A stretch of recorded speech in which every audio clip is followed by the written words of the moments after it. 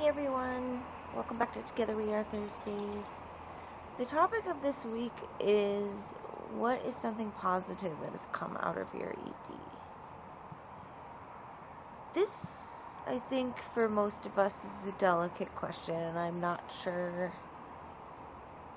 how much most people might share about this, but I'm going to try and be really open about it because in general, it feels to me like the majority of the ED vlogging community is very careful and very censored, which is positive and negative.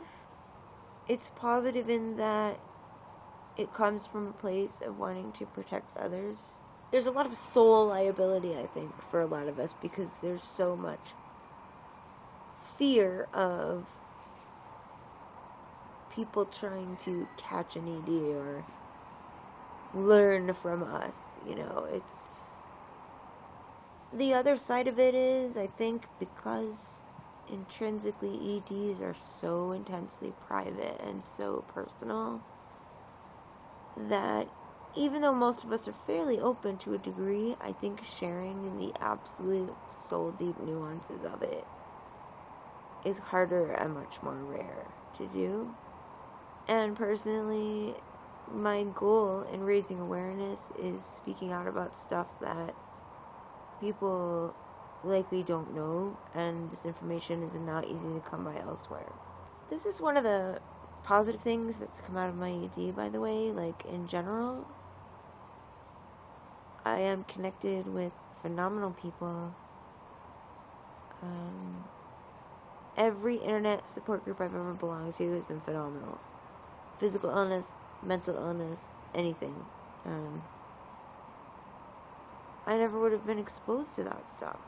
When I got sick and left university, I was devastated, inconsolable, abysmally depressed, and pretty much came home to die. And this, for me, is the ironic thing about EDs. They initially have a purpose.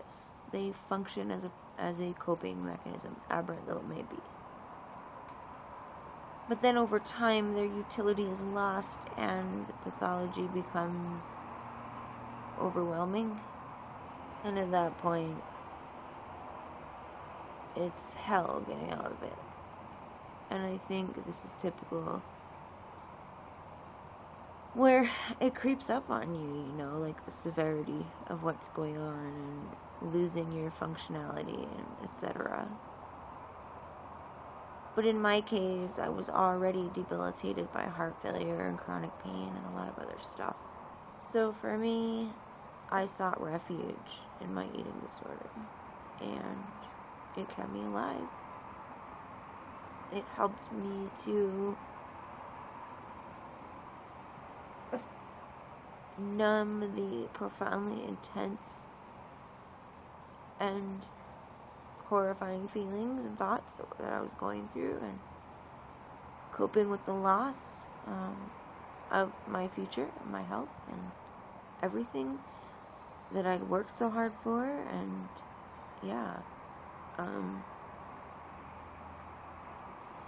adding insult to injury, returning home to an abusive household was not a good thing. So I have a very love-hate relationship with my ED, as I think a lot of people do. And I think people are hesitant to speak of the positives one garners from the journey because they are afraid of appearing pro-ED. That is definitely not the case with me. But I do recognize why these things develop and how they serve us at some point in time. The challenge is keeping balance and not falling into the abyss and not making it back. And that's not easy at all. But the reason it's not easy the reason it's so hard to recover is because they somehow have made life bearable in many ways. It's such an ironic thing that I was really, really sick. Well, I was still really, really sick, but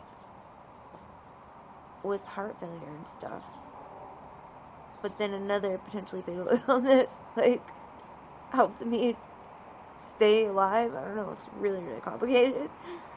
But yeah, I think the only way we can understand the power and the insidiousness and the deep-rooted tenacity of eating disorders is to acknowledge that there are positives in the journey. If there weren't, everybody would be running to treatment, It's a really tough thing, and I do think it's important to be straight up and acknowledge that fact. Without a nanogram of hesitation, I can say that the most positive thing that has come out of my AD is meeting the most incredible, amazing, gifted, talented, bright, creative, inspiring people that I've ever met in my life. And I am so blessed to know each and every one. There's a lot to be said for walking parallel life paths, for sharing in a kindred journey. And while others outwardly may say misery loves company, the reality is it has nothing to do with celebrating sadness. It is very difficult to intuit the journey of another if you have never gone through a similar experience. And so those that have gone through difficult experiences gravitate toward each other for several reasons, most of which is being understood in context. So there are many positives for me that have come from this journey. I've met incredible people. I have a way to give back to the world even though I'm disabled. I can reach out, I can advocate, I can raise awareness and promote unconditional support without judgment, and use my voice to hopefully help someone else. Had I not been through any of the things that I've been through, and let me tell you, I'm not saying I'm glad they happened,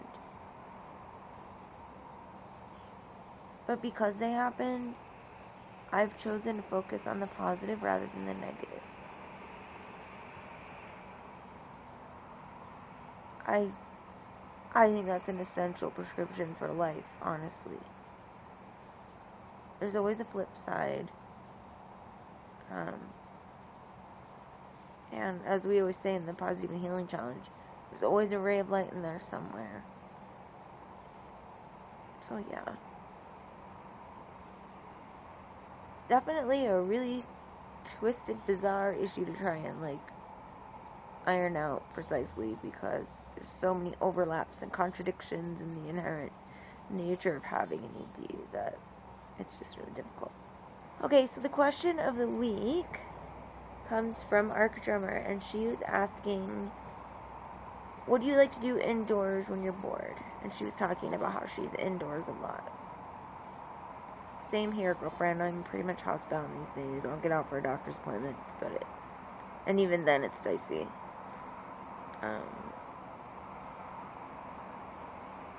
For me, it's physical and emotional. Physically, it's just so draining and such a hassle with my equipment and everything.